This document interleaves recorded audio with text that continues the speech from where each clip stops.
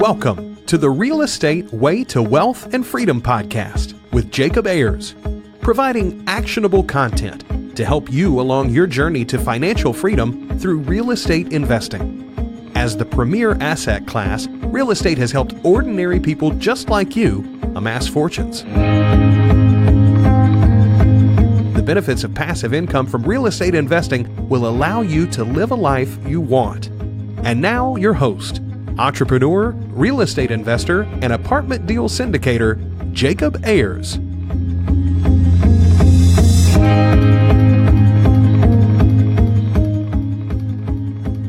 Hi, and welcome to the Real Estate Way to Wealth and Freedom podcast, episode 164. Hi, I'm your host, Jacob Ayers. Thanks so much for tuning in to this week's episode. I'm so glad you're here. Today, I'm excited to introduce you to our guest, Sterling White. Sterling is an investor and business owner on a mission to make the world a better place through principled and efficient real estate investment. Before transitioning to multifamily, Sterling had been involved with the purchasing and selling of 100 plus single-family properties. Today, his focus is on purchasing income-producing multifamily properties while scaling his 300 plus unit portfolio across the nation through the company he co-founded, Holdfolio. Today, we're going to be discussing making the transition from single-family homes to multifamily investing and how you can syndicate your very first apartment deal. So without further ado, let's jump into this week's episode.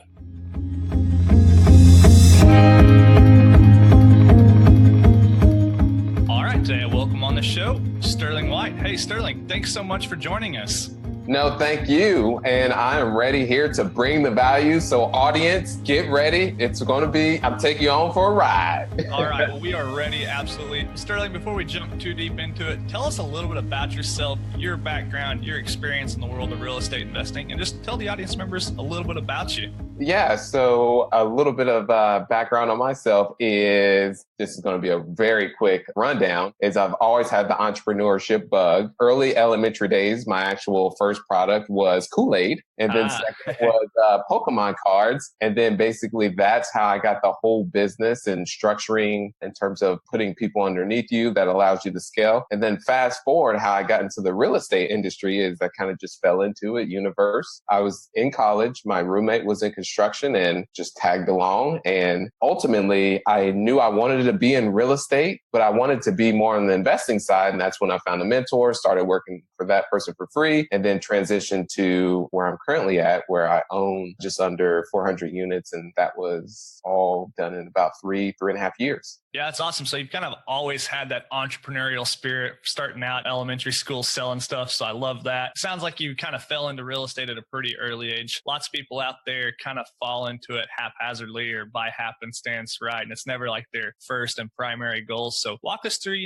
kind of your very first early days of investing, what those looked like for you, what you were doing, and kind of what was going through your mind at the time. When I first started, I had no clue what I wanted to do. And knew I wanted to do. Well, actually, I didn't. Or meaning I didn't know which model, because there's buy and hold, there's fix and flip, there's wholesaling. So I just did them all. And the one that really I got a grasp on was the buy and hold. And that's where at the time, I would say my first deal was 23. I'm now 28. And through that, I found it was a single family residence. It was distressed. I didn't have any credit. I didn't have any cash. I actually negative cash because I withdrew my account. So I had nothing. Negative.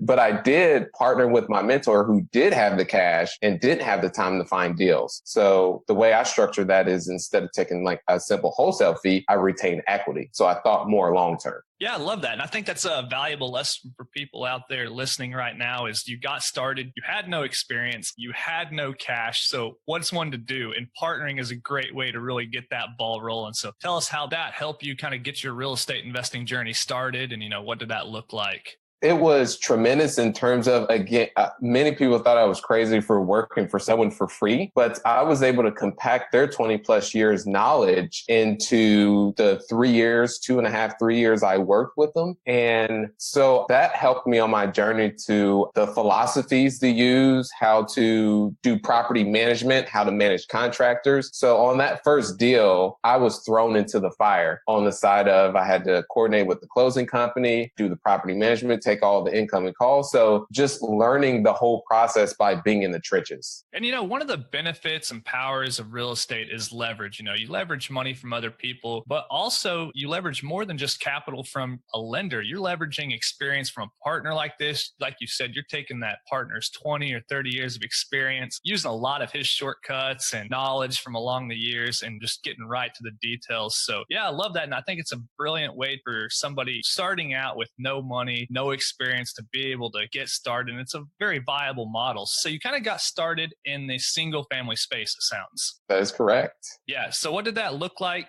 How long did you dabble in that single family space? Actually, I know you didn't dabble because you did over 100 single family deals. So that's way beyond the levels of dabbling. So tell us what that looked like and what were you doing there? Yes. So it pretty much just snowballed from there. So I did some wholesaling. I also did some fix and flipping as well. But I would say a year and a half to 2 years after that first deal, and there was multiple ones within that as well, that I really turned on the acquisition side on the single families, and just along with friends and family started purchasing anything we could get our hands on at that time in terms of on the single family side. And to date, own just close to about 150 of those at this moment. So still retaining it. Awesome. So eventually you kind of turned the corner and decided you were going to do multifamily. So what was the driving factor behind kind of transitioning to multifamily and deciding to leave that single family space behind? It was more of the economies of scale. So we had all of these 150 single families in Indianapolis, some in Dayton, Ohio. That sounds like a headache.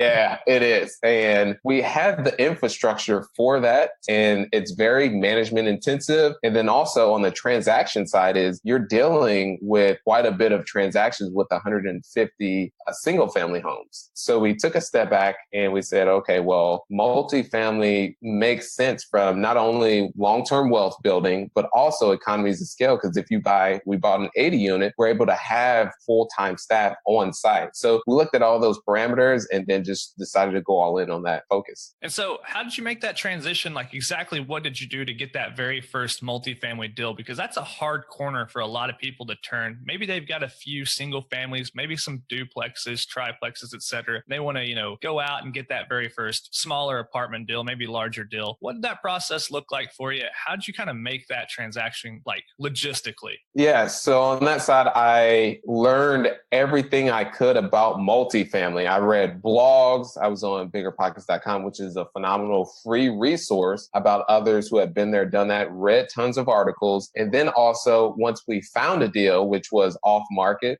did driving for dollars, went direct to the owner. It was a 46 unit apartment. When we got it under contract, actually before we got it under contract, we said, okay, this is what it's going to take in terms of renovations, because we had that experience on the construction side. And we brought it to, I would say, 3 to 4 separate investors who were in our network that had larger portfolios of multifamily and said, hey, this is our business plan. What do you think? That really helped us mitigate our risk once we made that transition. Yeah, awesome. And then how did you purchase that? So you mentioned finding it off market, driving for dollars, direct mailing the owner, I'm assuming. And then awesome, you get it under contract. So you're like, wow, what's next? 46 units under contract. The clock starts ticking. You've got to raise money. You've got probably a little bit of a network built at this point. So what was the next step in that whole process? Yeah, so luckily this individual was highly motivated. They had other apartment holdings and they sold them all off. This was their last one. So we were actually able to. Late. Yes, exactly. Great timing, I would say, too. And we were able to get seller financing. So total purchase price, full transparency, was $900,000. And then we put down $200,000 of our own cash just to put that down as our down payment. And then we raised $685,000 from our partners in the form of debt to take care of those renovations. Yeah, awesome. So you raised $685,000 from investors on your very first deal. That is correct. Yeah, and then that seller financed the remainder of whatever that is. $700,000. We put down $200,000 of our own cash. Awesome. So how did you have the credibility to go out and raise that amount of money on your very first deal? So it was all the single family experience. So we had this network of providing these double-digit returns to our partners. And also we were doing the fix and flip model. So we were providing them that cash. So we had that track record. And then when we made the transition to multifamily, it just, hey guys, we have the infrastructure here. It's a lot more difficult to manage 150 single family homes throughout these cities than it is one 46 unit in one location. Yeah, sure. And so what were some of the lessons learned from that very first property? Because I'm sure it didn't go completely smoothly. I'm sure there were some bumps in the road and some unexpected things in your business plan. So There always is. Stories. I would say the main one is taking a step all the way back is for everyone who is looking to get started in multifamily and also real estate overall. What's really helped for me is being self-aware of what you're good at, your strengths, and then also where you're weak at. It's tough to do, but once you figure that out, is complimenting people in those weaknesses and then going all in on your strengths. So my partner that I have with our company does the underwriting, financials, operations, phenomenal in that, and cleans up a lot of my mess that I make on the acquisitions, which we tech, and then also marketing. So had to mention that. And then the lessons that were learned is you can never be too conservative because we underwrote the deal conservatively, but then there was the winter season that came around that pushed back the delay on construction. And then also permits pushed back a delay too, which was something we did not foresee whatsoever. Yeah, sure. So when you're building your business plan, you think, hey, I'm going to have maybe 12 or 18 month renovations, but winter hits you and you've got issues with permits. And now that renovation model is 24, 36 months out, impacting your long-term cash flow. So yeah, that can really be a huge hindrance in one's business model. And if you're not able to account for those things, or at least be able to ride those things out, it can really be a big problem. Yeah, exactly. And then at one point, one of the boilers went out. So that was something, additional thing that we just did not foresee because there was the boiler. And then also when you're taking over, well, we still had this from our single family side, but when you're inheriting a property that's been mismanaged, you have to take into account there's going to be a drop in occupancy. That's what usually happens. So I would mention to your audience, always take that into consideration. Yeah. And maybe for the audience members that don't understand why there is a drop in occupancy, could you explain why that typically happens? Because what you'll experience is the previous residents are accustomed to maybe they can pay a month late or a couple weeks late. But when you come in there with professional management, hey, I'm giving you a 10-day notice that no, there's not going to be that stringing us along and we're going to file the eviction at this specific point. A lot of those residents are not used to that. And then they decide to go move on. So that's one of the main drivers. Yeah, sure. So just getting in there, kind of cleaning house, operating it, like a pretty tight ship. And then, of course, I'm sure, Sterling, you also have value add opportunities and business models you're implementing in these units. So you're probably going to go in and renovate some of these units, have some capital expenses, fix the place up. And that kind of tends to drop occupancy right up from the get-go too. Exactly. They see some residents are a little bit nervous about all the changes that are going in. Some do like it. And once that, let's say the unit across from them is 150 more because we put that value into it, that they may not be able to afford that. So it's one of those unfortunate things that happens. Yeah, sure. So talking to the audience members listening in right now, Sterling, what kind of advice would you have to someone who's looking to kind of turn that corner and invest in multifamily, maybe do their first syndication? What kind of tips or advice would you have to that type of person? One is what really helped us is we built a software ourselves that helps streamline the investment process because there's a lot of moving parts associated with that. And then the second one is when you're getting to syndications, ensure that you have your ducks in line in terms of the regulations and you have an attorney on your side. Because when you're dealing with securities and accepting money from people, that gets pretty serious. Yeah, definitely so. And there are a lot of rules and regulations enforced by the Securities and Exchange Commission, or the SEC, as most people have heard them referred to as. And yeah, like you say, when you're investing other people's money and taking people's money and investing it for them, there are a lot of rules and regulations you have to make sure you're following. And to be honest, there are rules and regulations that you and I probably don't best understand. So it's better to have somebody on your team, like an experienced real estate attorney, to help you kind of navigate those waters. So kind of goes back to what you've been mentioning, having those partnerships. So if you think about that, that is in essence a partnership with this real estate attorney, and you're leveraging their experience and all their years of studying law and practicing and passing the bar and all those things, which you and I don't have that experience. No, not at all. I'm glad I didn't go that route either.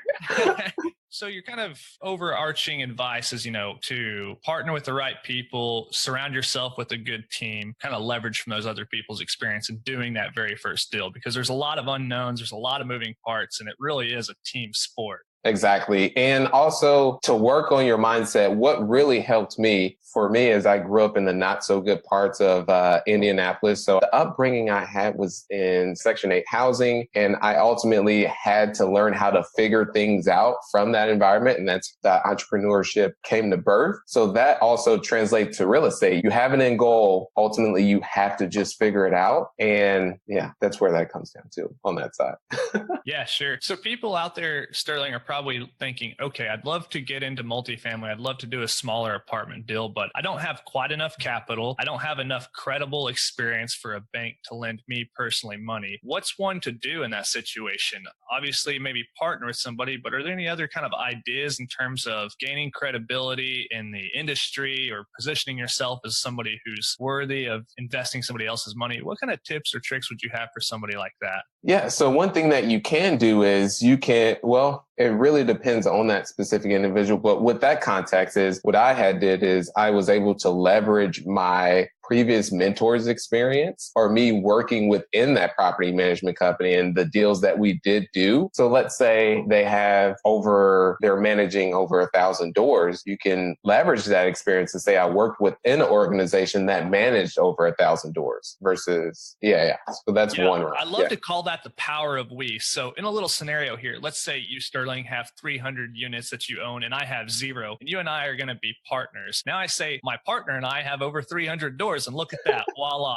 We have experience. Exactly. Right. So that's the power of we. And, it's not as fraudy as it sounds. I mean, you really are leveraging the experience of your partner and you're able to call on them, even be financially involved with them in the deals. So yeah, I love that. And I think it's a great advice for people listening in who might be in that position. That's my recommendation. Or I wouldn't want to tell someone to start small. I would say go big. But if you're comfortable with small, and that allows you to get the traction and also confidence to allow you to start getting bigger. Yeah, sure. So let's kind of talk about finding your very first multifamily deal. So you mentioned you found your very first deal off market, driving for dollars. I'm sure you didn't just buy the very first property you saw. I'm sure there was a lot of long nights and long weekends trying to find deals, searching the web, searching county records, all kinds of things. So what are some good ways for people to find their very first multifamily deal? So all of our deals have been off market, and that is 249 units comprised of 4 separate properties. That is,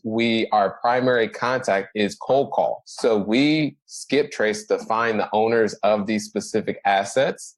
Our initial contact is cold call, and then we implement other channels to follow up. Let's say the person's not interested first time around, but you see that it's an asset that's distressed and they're running into the ground, then that's where you implement direct mail, personal visits. I mean, just any type of channel to get creative in your follow-up and just not try and pound the phone. Yeah. Okay. So you're first identifying a particular asset you'd like to acquire. So you're saying, hey, there's that 48 unit over in my home market on this street that I love or in the area that I really like, fits kind of our investment criteria. I'm going to find who that owner is. I'm going to reach out to them, contact them, however I can reach them, let them know I'm interested. And so you're kind of doing a very direct, targeted approach, whereas instead, just sending a piece of mail to every multifamily owner in your whole county, right? Exactly. So we'll do apartment complexes in Indianapolis, Indiana, and neighborhoods that actually look at rents too, but we'll say 50 to 150 units that are managed by or in distressed condition that are older built assets. And then from there, that's when we'll pull all that list and we'll filter out all of the larger companies that owns those and only go for the mom and pop.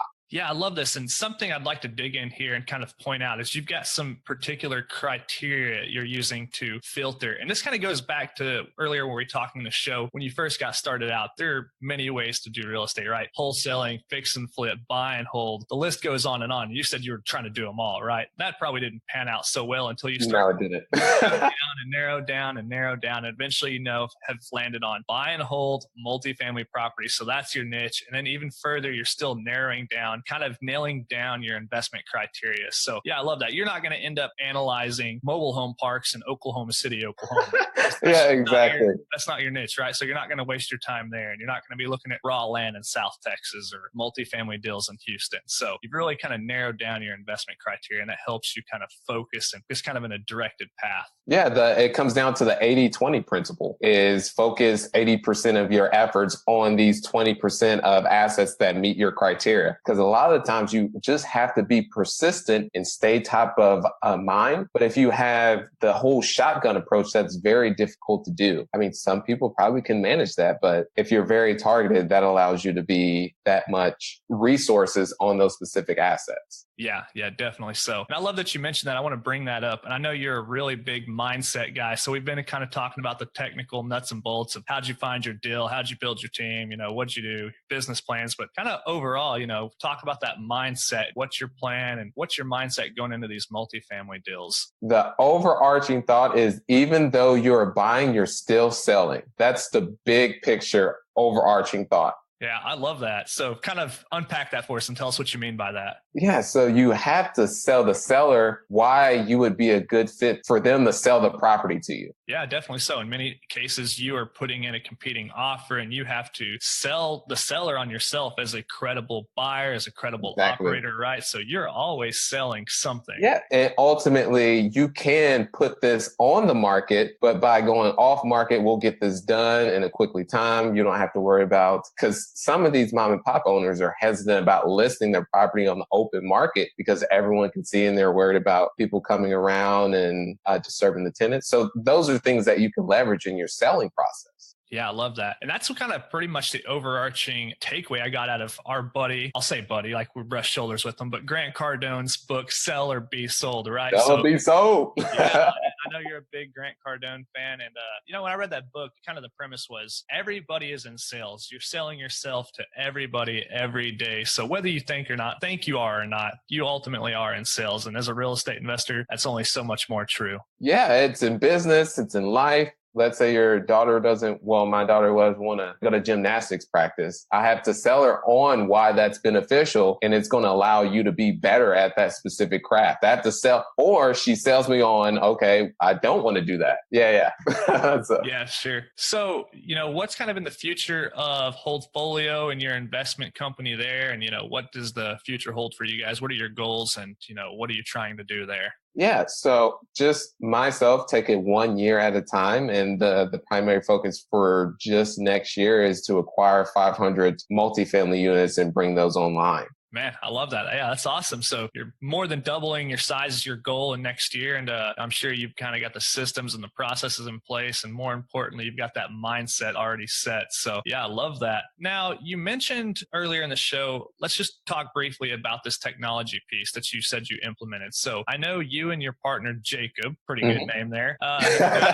Interesting. SyndicationPro. So tell us exactly what that is and how it's helped you invest in your own portfolio. Yeah, so SyndicationPro in a nutshell just allows a syndicator or someone who raises capital to streamline the entire process, saving up to 50% during the course of that, and also creating a whole investor experience to where they manage their investors and facilitate that process. Yeah. Okay. So what exactly does that mean? It sounds great. It sounds like a bunch of fancy words, but what exactly does it do? So for us, how we leverage it is once we have an investment opportunity, we put that on our website and then we email out to all of our investors. Our investors can go to that specific investment on that webpage, hit the Invest Now button, complete the whole process on there, sign the PPM subscription agreement. And through that, they can also send their funds via ACH into our account. That way they're fully invested. And then the second half is once they want to view how that investment is doing, they have their own dashboard. Yeah, really cool. So that kind of helps in the acquisition phase of raising money and actually, getting those funds wired over to whoever that may be, your escrow agent or whoever that is. Mm-hmm. And then it sounds like there's kind of like a management piece of ongoing for the deal where they're able to log in and see how the investment's going, check, what distributions have maybe already been made or maybe are expected, things like that. So yeah, it makes your job as a real estate syndicator, apartment deal syndicator that much easier, it sounds. Yeah, because before that, we would use a service here, MailChimp, and then we would use Zoho here for CRM. We just thought, how do we centralize all this in one place? That way we're not just being inefficient. That's what it just comes down to in terms of structure, which ultimately allows you to focus more on deals because you're not doing the operations back office. Yeah, awesome. Just another one of those ways we talk about leverage, right? Leveraging systems, leveraging processes, leveraging people, leveraging capital. That's what it's all about. So you found a way to once again provide some leverage in your own business, and it sounds like it's working out really well for you. Technology is huge nowadays with what can be done with it. Yeah, it's interesting. And that's something I try to think about pretty often. I'm just not a very creative guy, but I always kind of think about, okay, how is technology going to disrupt the real estate industry in the years to come? And it's hard for me to imagine what it'll be like, but I know it will be certainly different. Yeah, and you'll be like, oh, that makes sense why that was disrupted. Yeah, there's a lot of interesting ideas and concepts you read about out there about emerging technologies and how it will disrupt real estate. I guess one interesting thing that we've seen to date is Airbnb, right? That's like a huge thing in our market. And maybe 10 or 15 years ago, it would have sounded crazy that people are going to rent out their homes or bedrooms in their homes. And Airbnb is now, let's call them the largest real estate company in the world, but they know real estate, right? So what an unfathomable idea. And at some point, there may be a possibility where there's not, I may get some flack for this, real estate agents to where there could be a directory and people, of course, would have to adopt that to where someone lists their home for sale and then you have someone who's interested in buying and there's no agent that's involved. Of course, there's some paperwork, but there's probably a way to streamline that whole process. Yeah, I think there's certainly people trying to disrupt that industry as we Exactly. speak. Yes. Whether they're successful or not, we'll see. But yeah, interesting stuff. So, well, Sterling, it's been real fun talking with you and just kind of sharing your journey and, talking about multifamily and mindset and all that good stuff. So as we're wrapping up here, we've got a lightning round, just a series of questions we ask every one of our guests. Are you up for it? Well, yeah, let's roll. All right, awesome. Well, the first question in the lightning round is, what was your biggest hurdle getting started investing in real estate? And then what did you do to overcome that? I think it was my fear of failure was the biggest one. The way I overcame that was I did a huge challenge. I actually haven't shared this with anyone just yet, but maybe one person, two people. But it was, I attempted a Guinness World Record, which went public in terms of people from the city of Indianapolis visiting that. It was an absolute failure. And it was the world's fastest fireman carry for a mile. And I made it 2 laps and dropped the person. But once that happened, I thought to myself, this isn't so bad. And then that was, I don't know if that was a light bulb or, yeah, it's interesting. I love that. Just recently, this previous episode and on the Real Estate Way to Wealth and Freedom podcast called Friday Fundamentals, do a little short segment, right? And we talked about how to fail and failing forward, failing fast, failing frequently. So you're out there just kind of pushing those limits and thinking like, okay, well, hey, I failed at this, but it wasn't so bad. Here I am still alive today to tell the story. So exactly. Yes. Yeah, I love that. Really cool. Well, do you have a personal habit that contributes to your success? Training in sales every day has helped me tremendously. Okay. How do you do that? What are some platforms you use or what are you training? I read books on sales and it's more of like newer age selling techniques, not the old NLP, all that stuff. Also, not an affiliate at all, but of course, Grant, he's got Cardone University. So I'm in that. And that's been tremendous in terms of the value and just the whole sales processes, how to sell, and that's been great. Awesome. Well, do you have an online resource that you find valuable in your day-to-day? Something that you use maybe on a daily basis that you find valuable in whether your business or personal life or whatever? Not so much. I like to use, I don't really have anything that I use like on a daily besides that training that I mentioned to you. Yeah. Okay. Well, that could easily be one, right? So yeah. Awesome. So is that a Cardone University? That is. Yeah. Right. Okay. Awesome. Well, Sterling, what book would you recommend to the listeners and why? This would be a audiobook, and this would be from ages ago, maybe 1980s, 1990s or so. But it's Earl Nightingale, Lead the Field. And this was actually before my time, so I know it's before your audience's time. Maybe for some of them. But Lead the Field he was the dean of self-development. He was right around the time of the Zig Ziglars, et cetera. But that really helped me in shaping my mindset, like being goal-oriented, not necessarily structuring business. It was all just like mindset. Yeah, positive. awesome. Yeah, I think that's a very important topic, especially for people getting started out, is start with that mindset, build it and just kind of have that fundamental basis to grow on from there. I think is really important. So yeah, we'll link that book in the show notes for our audience members members want to check that out. Last question, Sterling. If you were to give advice to your 20-year-old self, although not too long ago, to get started investing in real estate, what would that be? Find a mentor to work with and work for them for free. Simple as that. Yeah, I love it. You say that, and I've actually done that in my own investing journey. And yeah, it pays dividends, and dividends that you really can't count. Yeah, I mean, I went to college and I ended up dropping out, but still got some debt from that. And that debt that I had from that earned no particular value. So I would say what I earned in terms of, I would have probably paid $1 million or a large amount of cash for what I learned from that individual in that experience. Yeah, I love it. Well, Sterling, hey, it's been a lot of fun talking with you on the show, having you on. I look forward to having you back on in the future. As we're wrapping up here, is there any parting piece of advice you'd like to leave with the audience members? Any questions I should have asked you that didn't? Just any kind of final thoughts? Yeah, for those of you who are having difficulties getting started, let's say you're afraid to or hesitant about making cold calls to someone, or you just ultimately, and this is going really spiritual, that we only have so much time on this earth. And one thing that's been a driver for me is I don't want to be at the end, let's say on my deathbed, reflecting and say, damn, Sterling, you could have went a little bit more harder. You should have made those phone calls. You should have figured out, okay, get someone in there at your weakness. So that's my parting ways thought. Yeah, I love it. So powerful. Well, Sterling, hey, I'm sure a lot of people will want to reach out to you, connect with you, learn more about you. If they do, where's the best place they can do all those things? Yeah, so you can reach me at syndicationpro.co, not .com, .co. And also, if you have a Bigger Pockets account, which is completely free, you can slide into the DM on there and message me. I'm more than be of value. I love it. Yeah, and you're super active there on Bigger Pockets. So we'll link your Bigger Pockets profile in the show notes. Sterling, hey, thanks so much for coming on the show. It's been a lot of fun. Awesome. Likewise.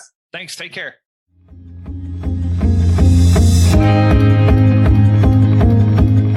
All right, that wraps up this week's episode with our guest, Sterling White. Well, hey, I hope you're getting value from this show. If you like what you've heard, please go over and leave a rating and review on whichever platform you're listening on. For more information, resources, to connect with me, you can visit www.jacobayers.com/contact. Feel free to reach out with any questions, comments, just to say hi, or if you have any questions about your own investing opportunities or deals or anything of that nature. I love talking with you. I love hearing from you. So please don't be a stranger. Come over to the website, say hi. Till next week, engineer the lifestyle you want. You've been listening to the Real Estate Way to Wealth and Freedom podcast, providing you actionable content to build your real estate empire.